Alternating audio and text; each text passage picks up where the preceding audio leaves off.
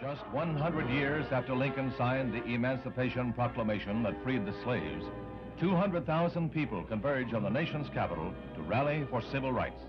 Well, I was standing on the steps of the Lincoln Memorial, and I must say that the notion that I could look from those steps and not see the end of the crowd was the most extraordinary experience of my lifetime.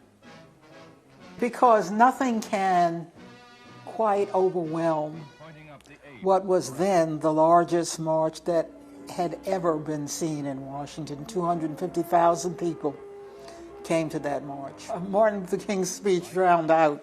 It was so eloquent because he reiterated that time, I have a dream this, I have a dream that. So that's why the I have a dream speech is still remembered to this day. I must say that when I saw all those people come, I believed that legislation would come out of it. It would have been very hard for Congress to ignore 250,000 people coming from all over the country, from every member's district. And sure enough, 64 Civil Rights Act, 65 Voting Rights Act, and ultimately the 68 Fair Housing Act came out of that one march. Unlike the period of the March on Washington, we have a very polarized Congress, which makes it difficult to get any legislation passed.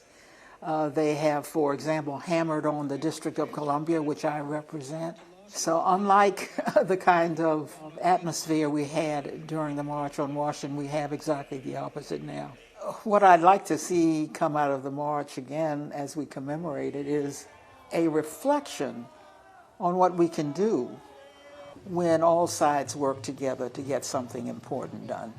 I'd like to see a break in the polarization in the Congress itself.